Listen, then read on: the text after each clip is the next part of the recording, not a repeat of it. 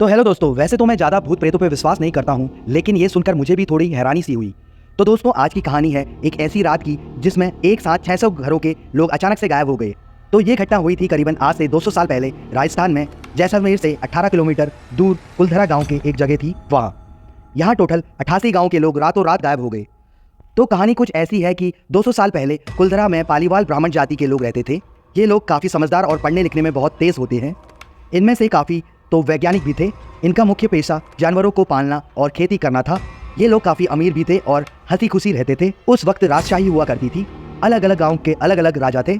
उन सबका एक दीवान था, दीवान सलाम सिंह। एक दिन जब वो दीवान पालीवाल ब्राह्मण के गांव का दौरा कर रहा था, तब उसकी नज़र एक मंदिर के पुजारी की खूबसूरत बेटी पे पड़ी। उसको देखकर उसकी नीयत बिगड़ गई और उसने काफ़ी बार उस लड़की को उठाने की कोशिश भी की, लेकिन वो नाकाम हो गया।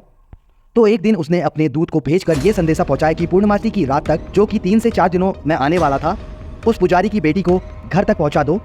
अगर नहीं पहुंचाया तो अगले दिन सुबह गांव पे हमला कर दिया जाएगा। ये सुनकर गांव वाले घबरा गए। अब उनके पास 2 ही रास्ते थे, या तो पुजारी की बेटी को भेज दिया जाए या फिर गांव की बर्बादी, मारकाट ये सब देखा जाए। तो इस बात को लेकर पंचायत बुलाई गई। गाँव वालों ने कहा कि हमारे लिए किसी भी लड़की की इज्जत से बड़ा कुछ नहीं। हम सलाम सिंह को लड़की नहीं सौंपेंगे, चाहे अंजाम कितना भी बुरा क्यों ना हो। लेकिन अब ये कुछ गांव के लोग मिलकर उसकी पूरी सेना का सामना तो नहीं कर सकते थे, और वो था भी इतना बड़ा ताकतवर इंसान, और उसकी सेना भी काफ़ी बड़ी थी। तो एक बीच का तरीका ढूंढा गया। गांव वालों ने कहा कि हम लड़की को भी नहीं सौंपेंगे और युद्ध भी नहीं करेंगे। हम बिना किसी को कुछ भी बताए गाँव छोड़कर धीरे से निकल जाएंगे। इससे सलाम सिंह किसी का कुछ नहीं कर पाएगा। तो पंचायत होते ही उस रात ये सब एक साथ एक कतार में बस ज़रूरी सामान लेकर निकल गए। अब जब पूर्णमासी की रात को दीवान सलाम सिंह की पूरी सेना जब पहुंचती है तो हैरान हो जाती है। पूरा गांव खाली, किसी के चूल्हे पर बर्तन वैसे ही पड़े हैं, किसी के कपड़े पड़े हैं, लेकिन किसी भी एक घर में एक भी इंसान नहीं है। अब बात दीवान सलाम सिंह के पास पहुंची तो वो भी हैरान कि सारे लोग गए तो गए कहाँ। लेकिन अब तक किसी को पता नहीं चल पाया कि वो 600 घरों के लोग रात को कहाँ गए। ये कहा जाता है कि वो सब अलग होकर अलग अलग राज्य में चले गए। कुछ आगरा पहुंचे, कुछ मथुरा पहुंचे, क्योंकि एक साथ इतने लोग एक राज्य में जाते तो खतरा हो सकता था। कहा जाता है कि गांव छोड़ते वक्त पालीवाल ब्राह्मणों ने इस गांव को श्राप दे दिया था कि कोई भी अब इस गांव में कभी भी बस नहीं पाएगा, और अगर किसी ने बसने की कोशिश भी करी तो उसके साथ अच्छा नहीं होगा।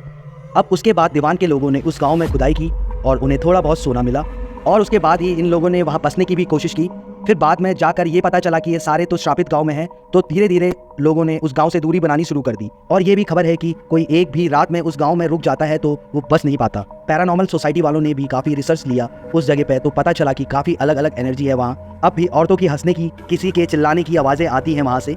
ये जगह अब भी राजस्थान के टूरिज्म में आता है, लेकिन अब भी वहाँ शाम तक किसी को भी रुकने की इजाज़त नहीं। तो दोस्तों, आप देखो कि पहले लोग लड़कियों को कितना प्रोटेक्ट करते थे। बस एक लड़की की इज्जत बचाने के लिए 88 गांव के लोगों ने अपना घर, ज़मीन, कारोबार सब कुछ छोड़ कर चले गए। तो ये थी आज की कहानी। अब मिलते हैं कल और इंटरेस्टिंग कहानी के साथ। चैनल पर नए हैं तो सब्सक्राइब कर दीजिए हमारे स्टोरी वाले चैनल को, और वीडियो अच्छी लगी, स्टोरी अच्छी लगी तो लाइक कर दीजिए। Thank you for watching.